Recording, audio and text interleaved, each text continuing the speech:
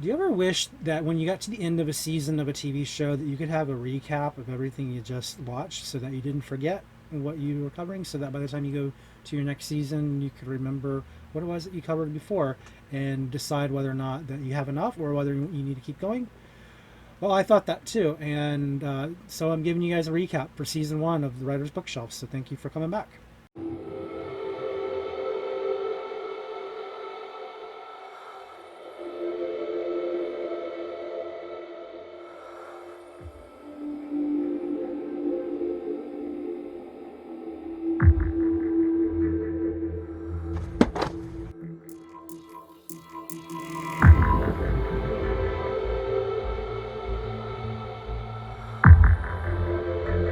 Hey, welcome back to the channel and welcome back to Writer's Bookshelf. So today what I want to do is I want to go back and recap season 1 again.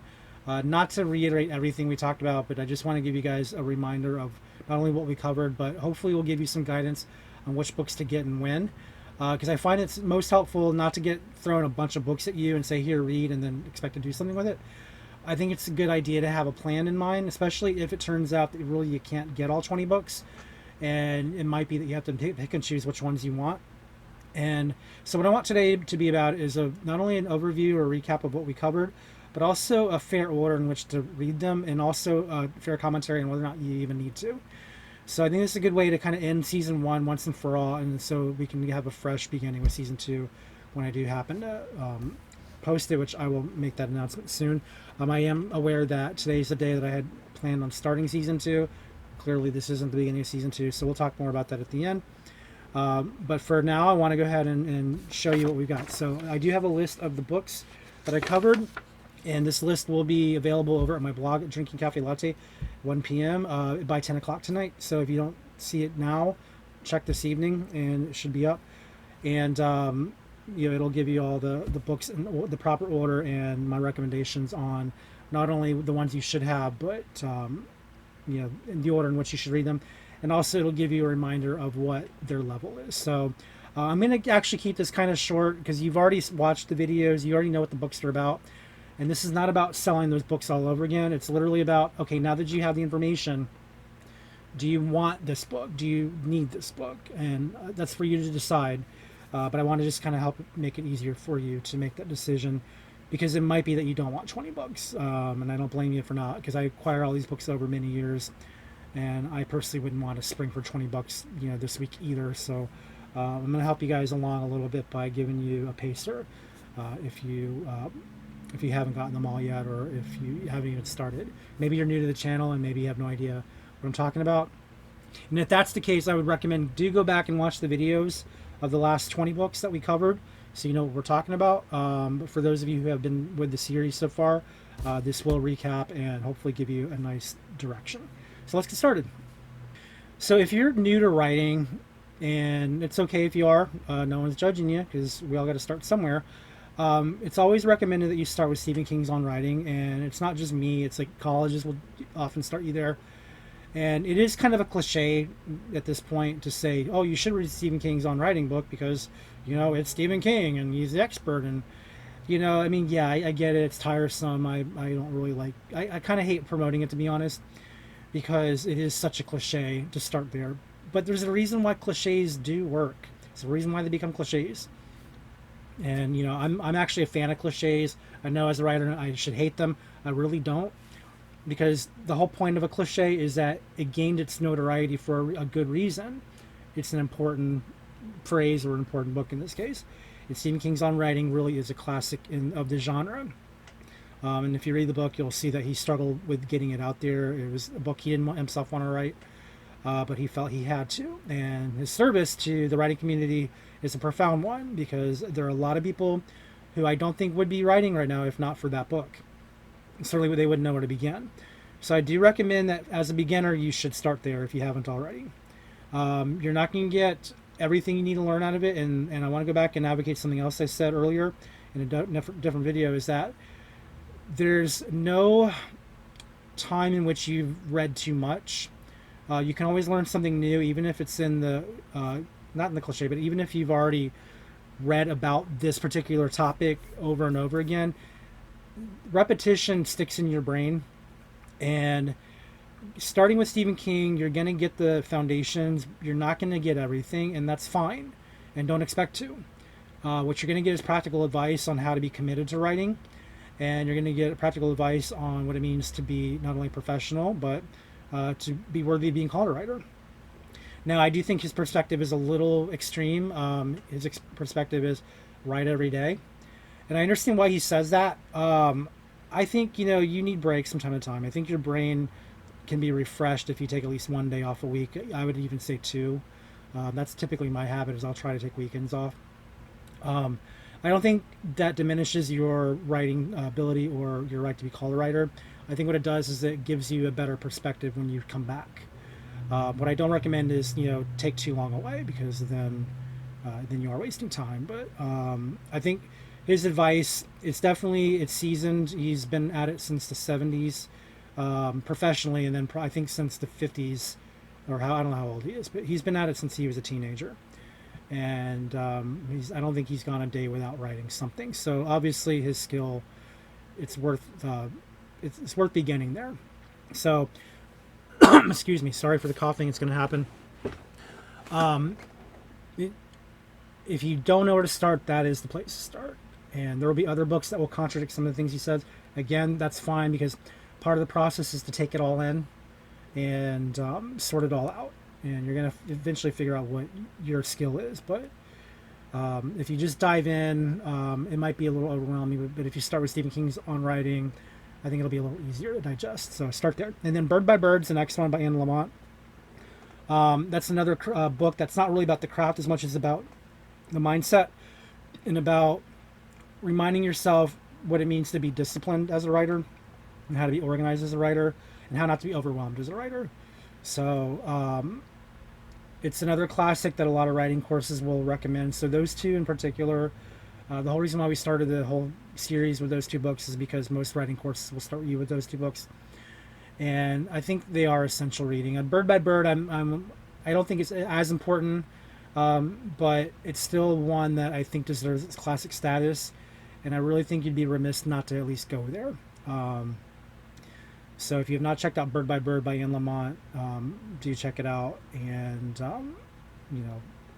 learn something from it. But yeah, as far as writing goes, it's going to, again, teach you more of the discipline of showing up and about taking things in each piece at a time. And it's not going to really give you, if I recall, it's not going to give you like crafting lessons in the traditional sense. But it will give you the hope and the ability that you can do this. So if you are feeling like you're an imposter, if you're feeling like you don't deserve to be a writer, or whatever stupid excuse you have, you don't have to. The book will help talk you out of it, and it will give you the right kind of forward viewpoint on how to just get going. So so those two I would definitely recommend you do no matter what else. Don't stop there, but definitely start there. I need my drink now. This is my holiday drink. This is I'm recording this on St. Patrick's Day. This is called a Pim drink, something. It's got a lot of stuff in it, but it's good. A lot of stuff. Very tasty. I don't remember what it's called, but it's okay. So the next one I have is Just Right by James Scott Bell. Now, this is a book I covered later in the season, and the reason why I'm putting it near the top of the list is because it's like an overview book. It's kind of in the same spirit as the other two, but it also brings some craft into the play. It gives you some perspective on how to make craft out of the work, and it just gives you a lot of practical advice on how to not only stay focused but how to do the right job. So where the first two I think will get you in the right train of thought, I think this one will actually begin to warm your engines toward writing something. So I would say do Just Right by James Scott Bell next after Bird by Bird. I know it's later in the season, but it should be early in your reading. And then The Writer's Journey by Christopher Vogler is next. I recommend that. This is the 4th edition that we're on now. I recommend that one early because it combines a couple things. It does structure, which you got to have. You got to know your structure, but it also covers the most traditional structure that we have. The hero's journey can be traced back to pretty much all time. You can trace it to the Bible. You can trace it to mythology. You can trace it to pretty much any movie you've ever seen. There will be some occasions where it doesn't fit, and that's fine. There are other styles, but the hero's journey in general is a pretty common structure type that it adapts to many types of writing, especially like epic novels, adventures, things like that. But even something like The Social Network, which I haven't actually seen, so maybe I shouldn't be comparing it to that. But if you think about how things are built, Facebook didn't begin in a bubble.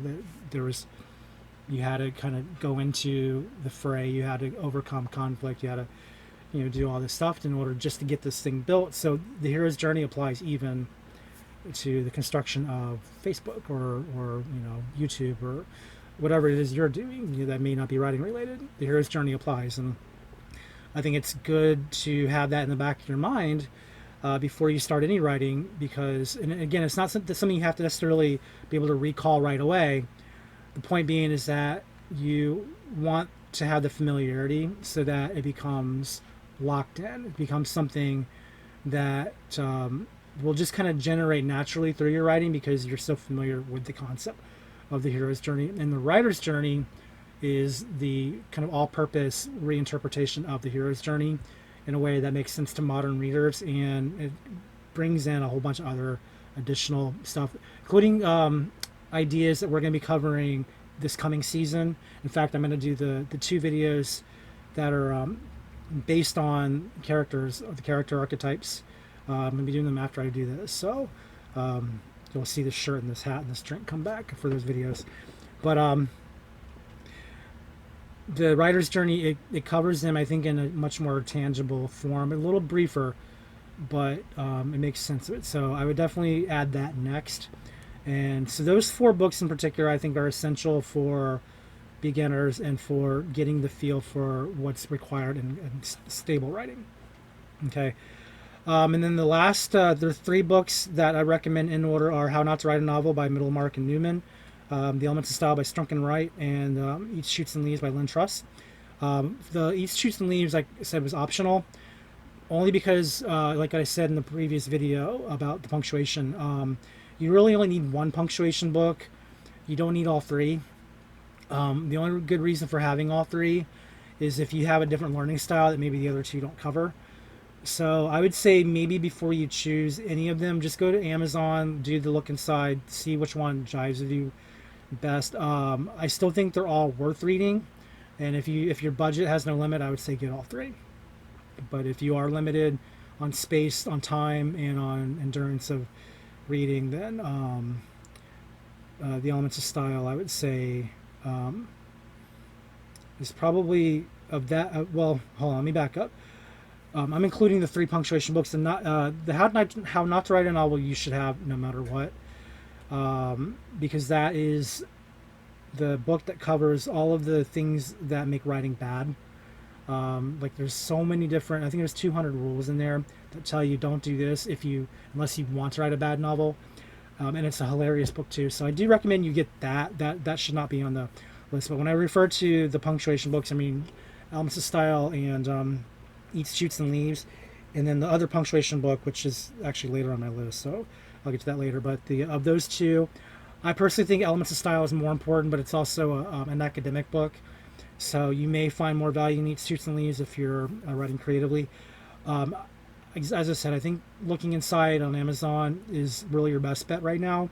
And if you have no budget, just get them all.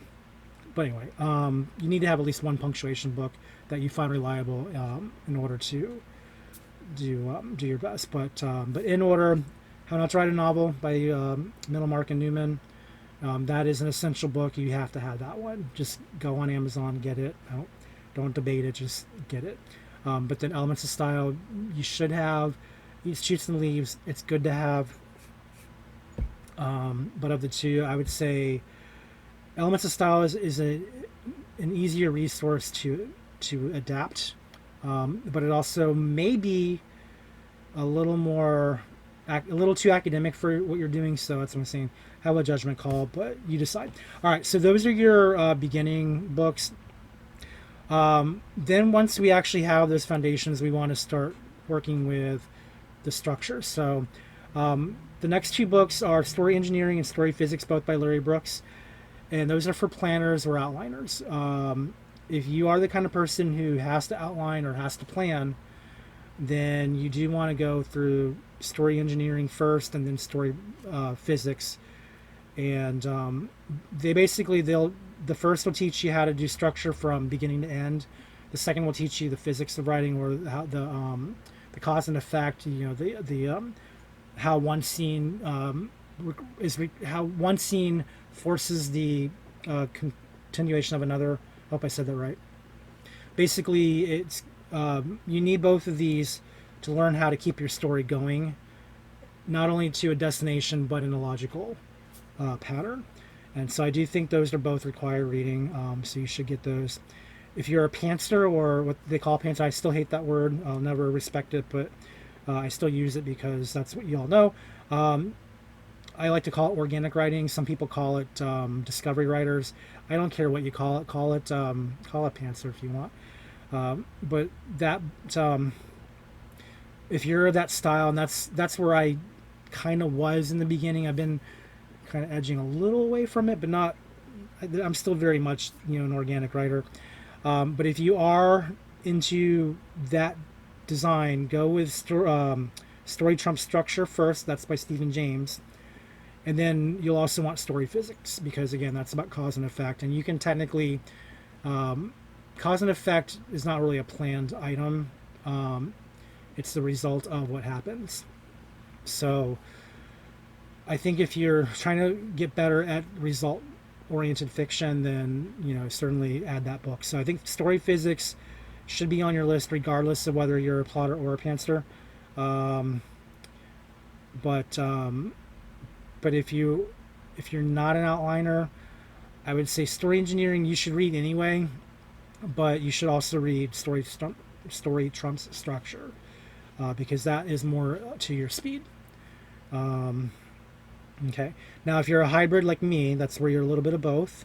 I would say do all of Larry Brooks's books, the Story Engineering and Story Physics, and then do Story Trumps. I cannot speak today. Story Trumps Structure.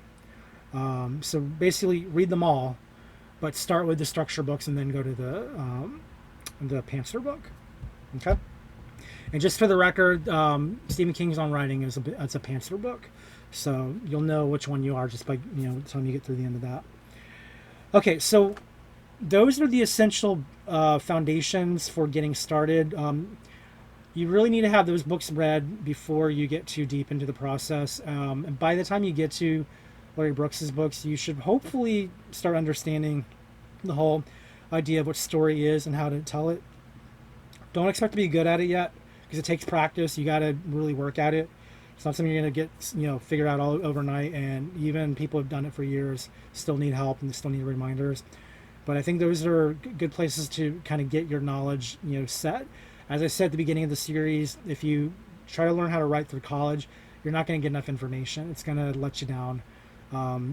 It'll teach you how to write, composite, like moments. It'll teach you how to write snapshots, but it won't even teach you how to do conflict. It's not really. It won't teach you anything that's going to translate into a novel. You might get a short story out of it, maybe, but you need to have a solid foundation of what structure is for you to be able to write a competent novel. And I think those 10 books are pretty essential. Again, if you're going to eliminate one, I would say one of the grammar books is probably something you probably actually technically with everything on Google, you probably could get away with not having either. But I still like the reference because I think having a reference, it's more professional for one thing. It reminds you that you're taking this seriously. Google, I think, is better for just spot checking. When you don't really have the time, you just need to get your answer right away. I would say Google is probably fine, but you should still have a foundation.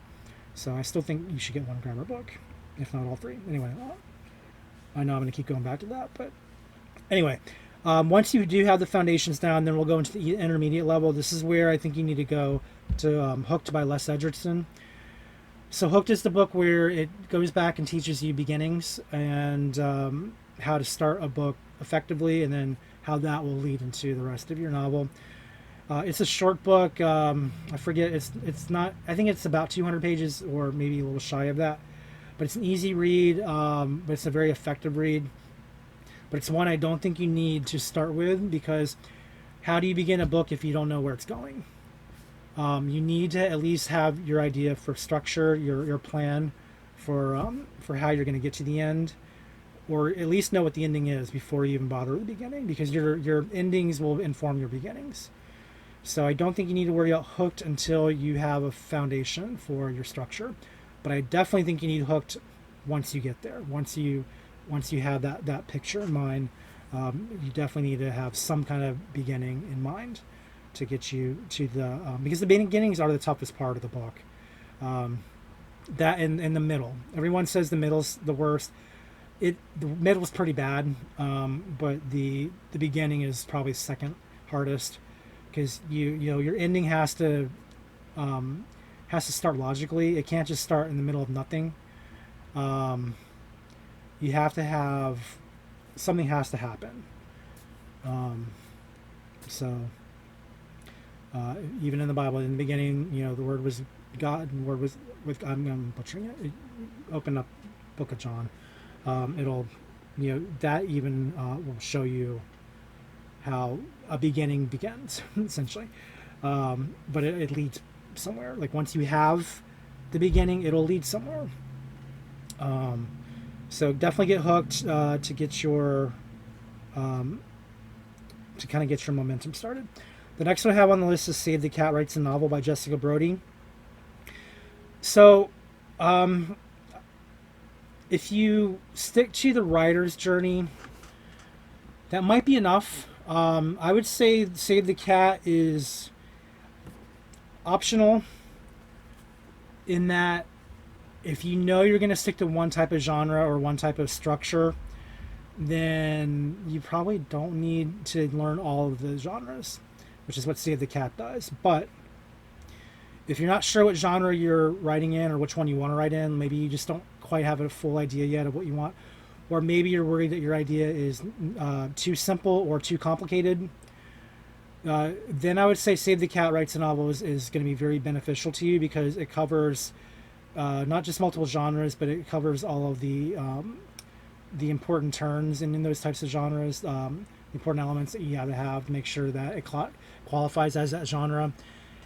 And it's also good because it helps you stay on track. It helps you to go back and analyze your novel, and for not just the tropes, but the conventions that you need to make sure that what you have actually is the fundamental of that genre.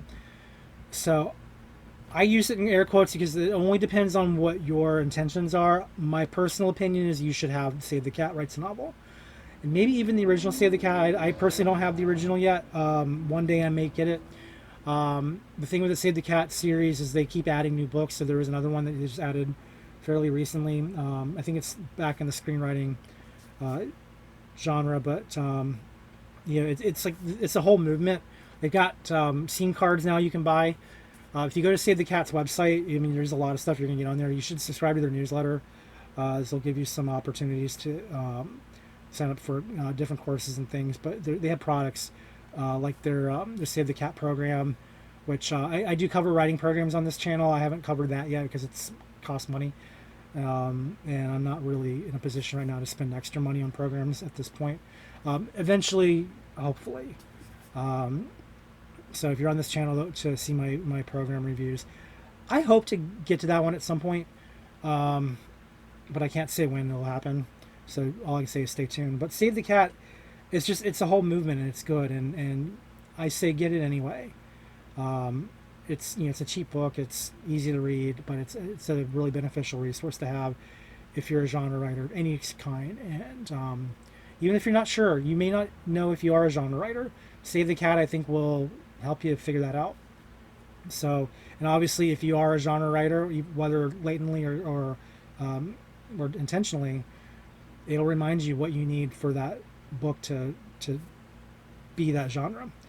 And I can tell you right now, I have there's some books I'm going to be rewriting because of that book.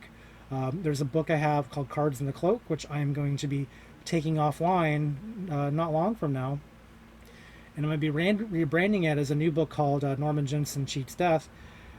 And the whole reason why I'm doing that is because I figured out that it's in the genre of the what the Christmas Carols genre is. It's I think it's the Magic Lamp, I think is what it's called, or it's the one where it's like you have the interventionist comes and gives your character the second chance, like the Christmas Carol, like like Freaky Friday, one of those magical realism kind of things. Prelude to a Kiss is one. I'm pretty sure that it's a book that's kind of in that realm or wants to be. So I've decided, well, I'm going to be doing another rewrite just to make sure it fits that genre, because I think it's fair to make the book fit the genre that it best belongs in. And I would never have done it. I never would have made that decision if not for Save the Cat. So that's why I think it's recommended. Next is the Snowflake Method books by Randy Ingermanson. There's two of them that I covered. It's the I don't remember what the titles are called, but it's the Snowflake books, just so you can look them up. But there's one on structure, one on scenes, but they both have the kind of the same idea where you start small and you get gradually more complex. I think that's like the ultimate hybrid book, but it's also a good intermediate book, because I think you should know something about story structure in order to make solid use of the Snowflake Method. And if you don't have a clear concept of story structure, I think the Snowflake Method will still make sense, but I think you want to appreciate it as much until you know the structure is. So I definitely think that it's worth having in the intermediate stage.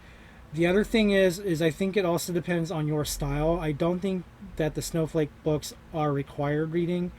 If I were to say, if you're going to limit yourself on which ones, like if you don't want to get all 20, I would say the Snowflake Method books are optional.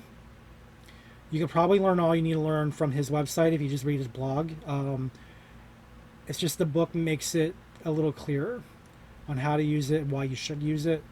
But it is definitely an optional book when compared to the rest of these. I think it's a great option. I think it's one that's still worth reading. You don't need the paperback. You can get it on Kindle. It's cheap on Kindle. I think it's cheap on Kindle. But you decide. It's up to you. But I think it's worth having if you're looking for the next step up. Okay. All right. For the advanced writers, so once you've already established your direction, once you have a story that's working, or you think it's working, I think you're ready for the advanced topics. This is where we go to Great Stories Don't Write Themselves, also by Larry Brooks. I know there's a bit of a debate on whether or not that book is too much like his other books. Some people think it is. Some people think it's the next level. I think I'm one of the ones who thinks it's the next level up.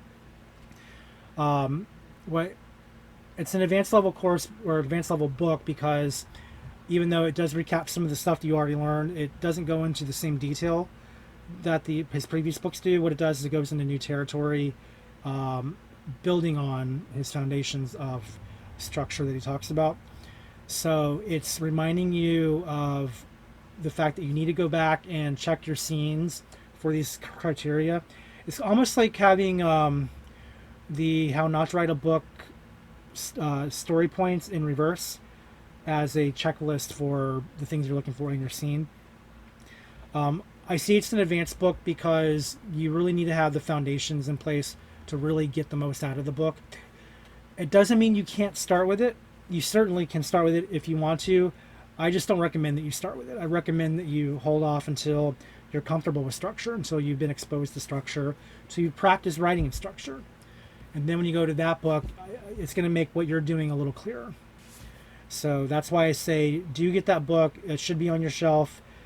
Even if you have the other three storybooks that he wrote, it's a good compliment. It does overlap with his other books, but that's, again, I think fair, because repetition sticks in your brain, and because it's adding in the advanced ideas on top of what you already learned, I think you're more likely to hold on to those advanced ideas if you save it for the advanced stage. So I would say get that after you've gone through some of these others. Okay. All right, next are the two hard ones. Next is Story Genius by Lisa Cron. I think Story Genius is a fantastic book. It's I don't know if it's one of my favorites, but it's up there. And it's funny because it was one of the few books that I really didn't get into when I first started reading it. In fact, I put it off for a while. I think I got through the 8 chapters in, and then I just tucked it away and forgot about it for probably a good year or two. But I went back and reread it from beginning to end, and I saw the value in it. It was pretty significant. What Story Genius does is it gets into the reader psychology, and that's why it's in the advanced section. You really should not start with Story Genius. You really shouldn't even bother opening the book until you understand something about story, because the concepts it goes into, while easily explained, they are hard to master. Very hard. It's and I would even say it might even be worth it to hold off that one entirely until you've gotten through some of the stuff that we're going to do through season 2, which I'm going to talk about at the end of this video if you're still with me. But in the sake of interest of keeping things together for this season, Story Genius is definitely a later book. Once you're comfortable with writing a story, because what it does is it layers on character psychology, reader psychology, your own psychology, and it still brings in conventions that are important for keeping the reader interested. The ticking clock is a good example of that, where not every book talks about that one. In fact, I think this book was the first that really brought it forward. But it's such an old convention, it's hard to understand why no one else talks about it.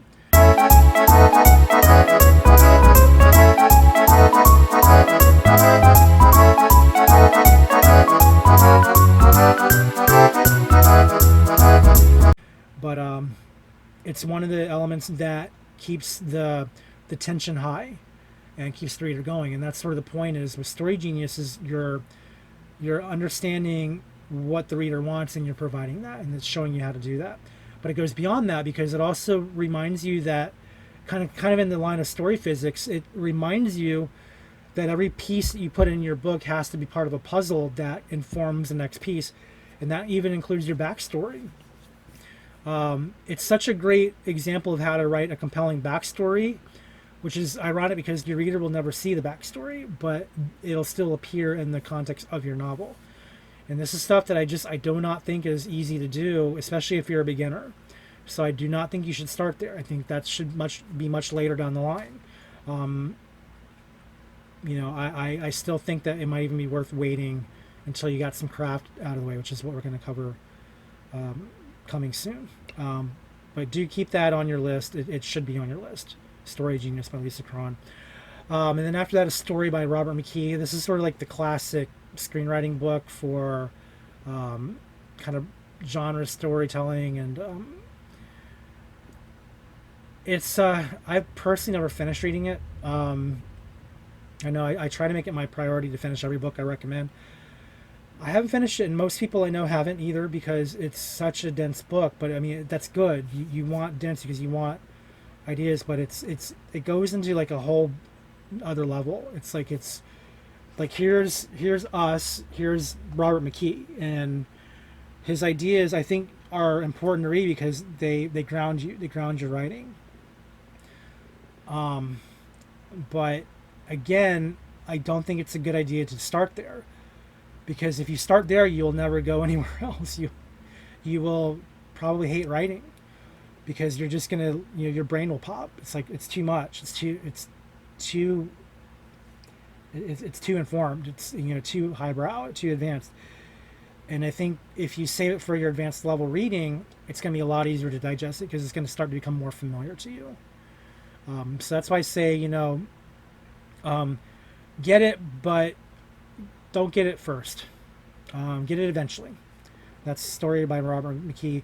I want to reemphasize that Robert McKee, he's the guy that the Oscar winning writers go to for advice.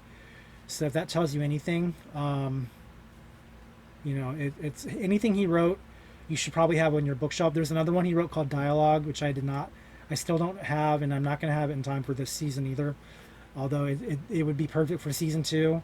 I don't have it, and it's like a $30 book. I'm not going to get it for this season unless some miracle happens.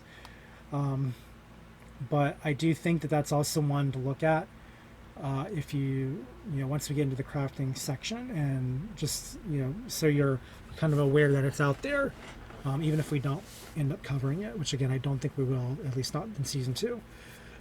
Maybe in a later season we might. But yeah, he's an advanced guy, but you're gonna learn a lot from him if you can get through the book. All right. Anyway, let's move on. So we have for editing and revision. That's assuming now you've gotten some familiarity with structure, and assuming that you've layered some of the nuances in, like reader interest and all that. It's time to do your edits and revision. So I've only got 2 books on here for that. We will have a third coming in the season 2.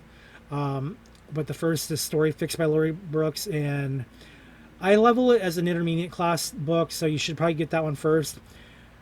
It's really a reiteration of the first 2 books of engineering and physics.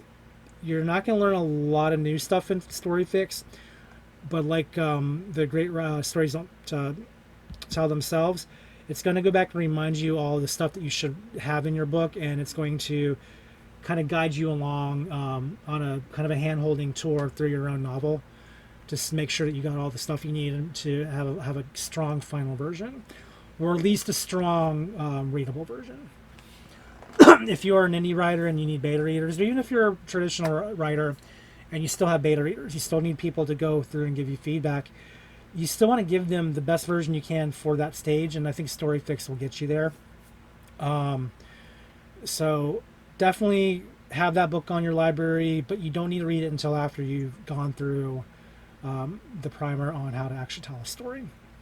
And if you boil it all down to just the 3 books, that's fine. I still think those 3 are mandatory, but Story Fix will definitely be laid on the list of the books that you should have. Now, when I go through the end of season 2, I'm going to reorder the list a little bit.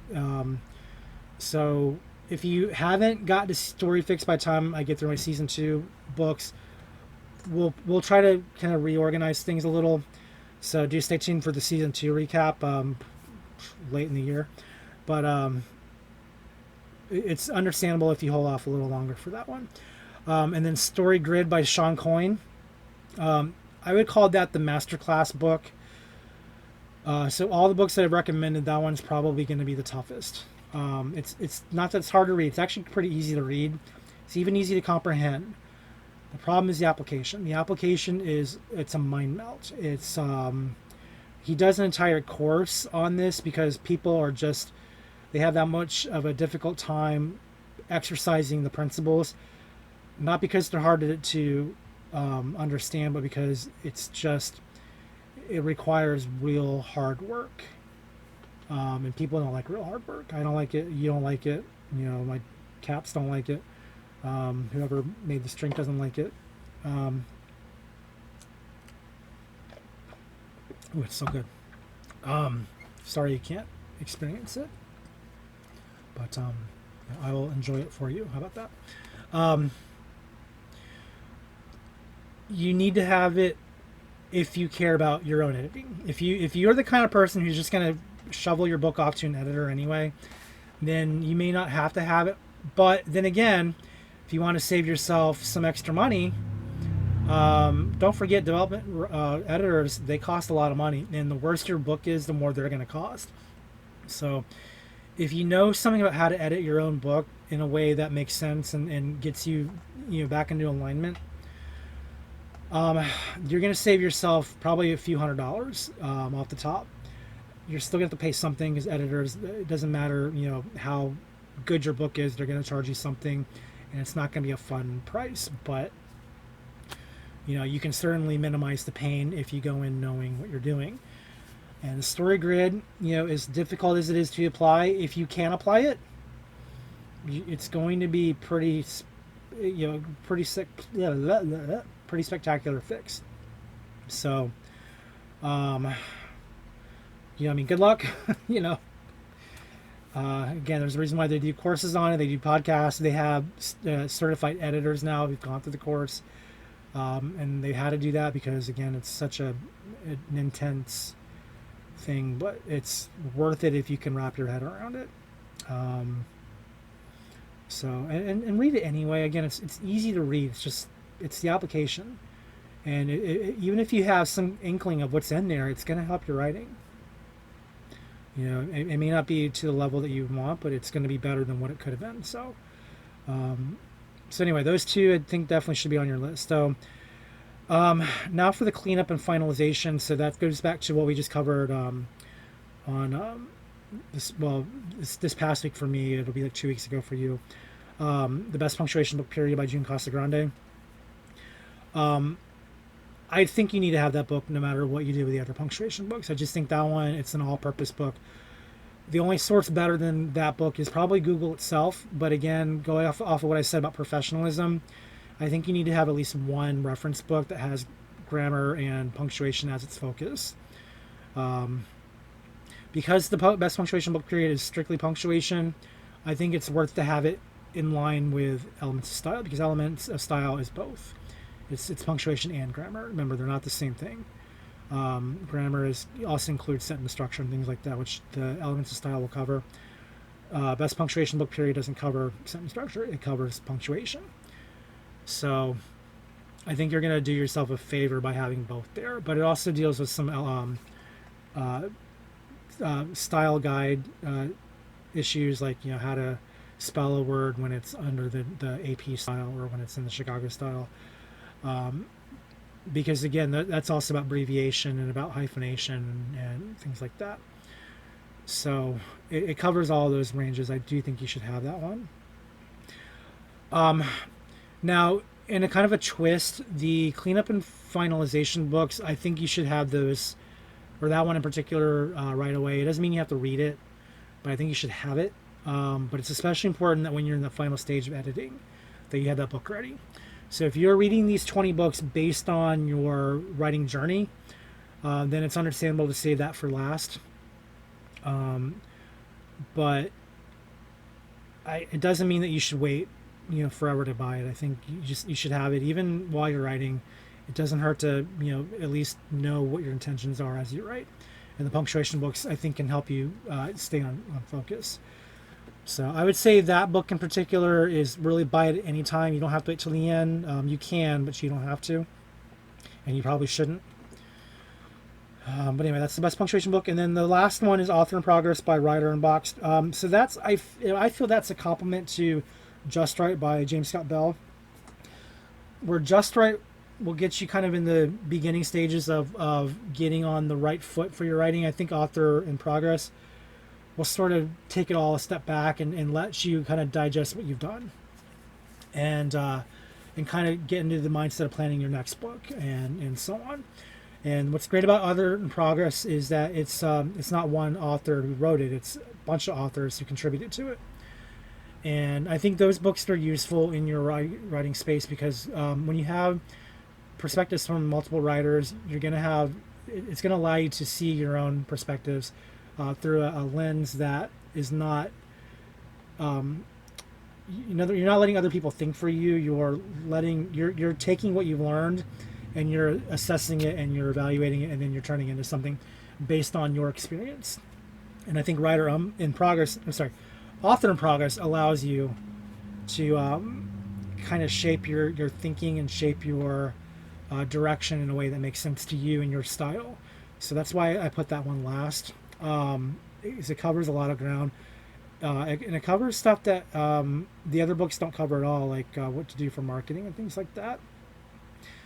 But yeah, I think that also should be on your list, and I think it's I definitely think it's one to read last of the 20 that we covered, but not because you can't learn anything from it. It's just because it's a good assessment book to see where you are and to evaluate what's next.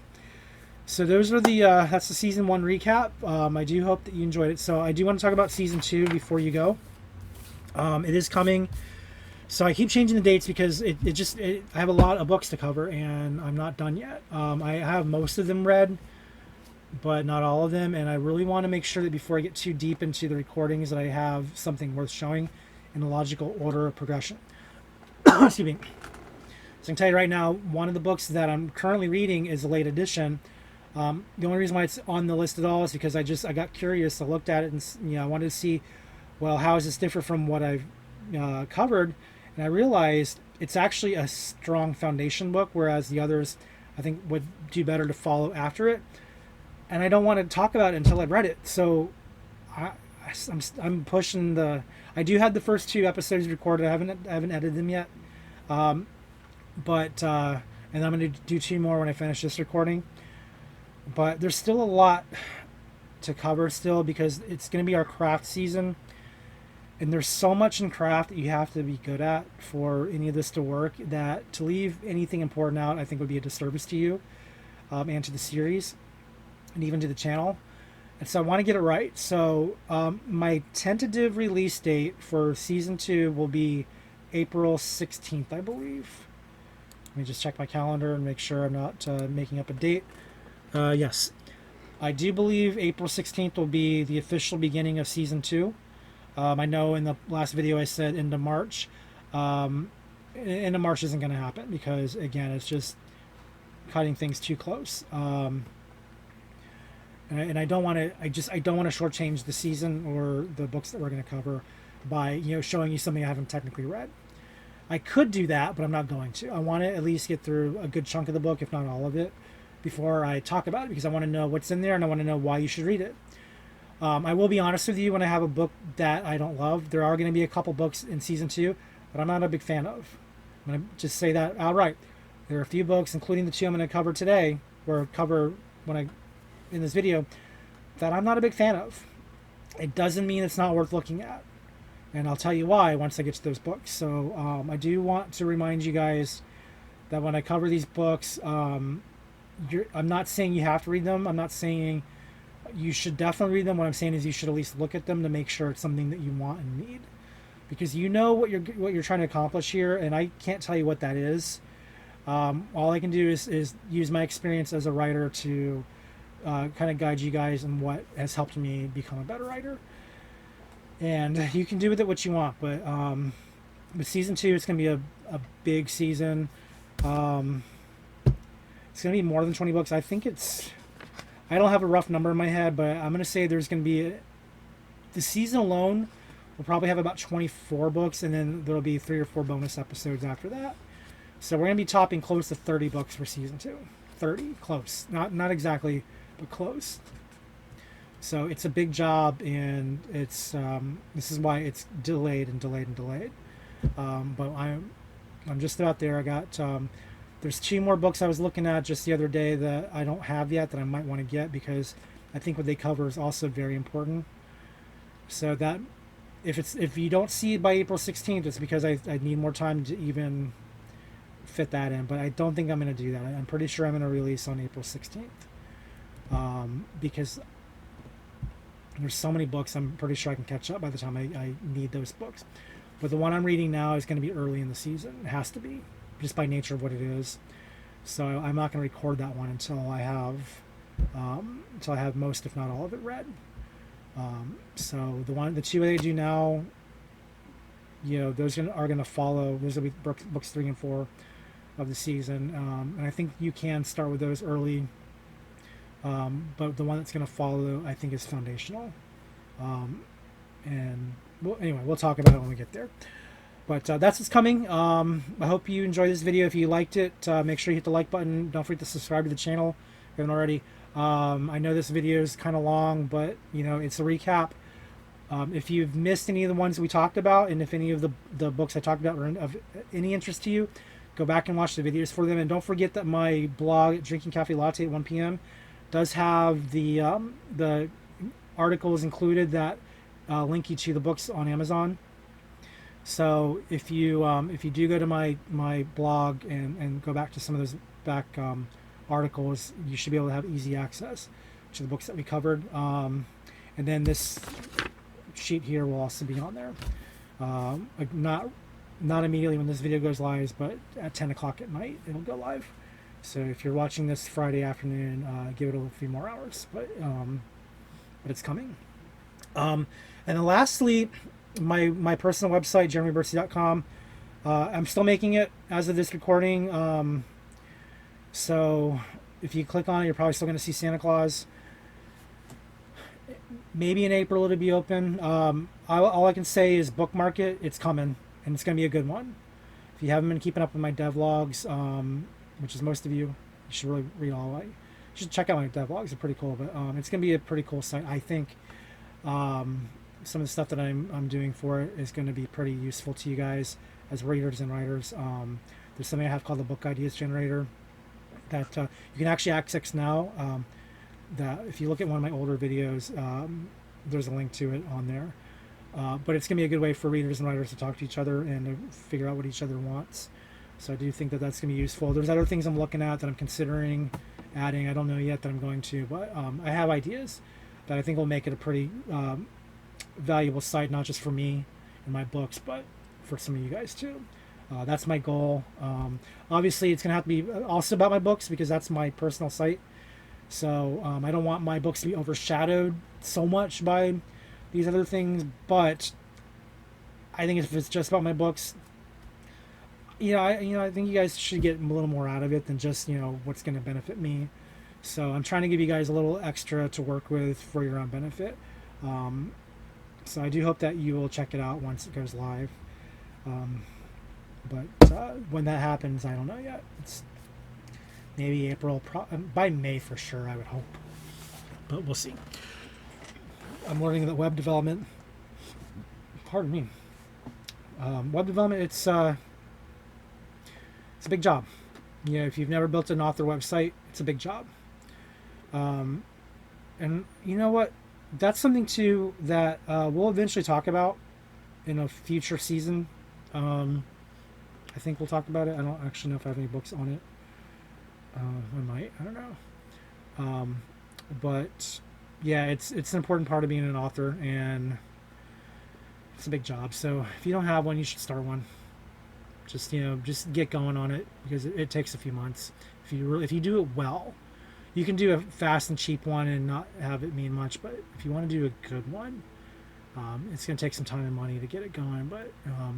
But if you really invest in it, if you really love what you're doing, I think you can come up with something pretty special. That's what I'm trying to do with mine. You guys can be the judge of that. You may hate it, and that's fine. I can't assume that my ideas are going to be a perfect fit for everybody. Same thing with novels. Not everything you write is going to appeal to every reader, but it should appeal to some.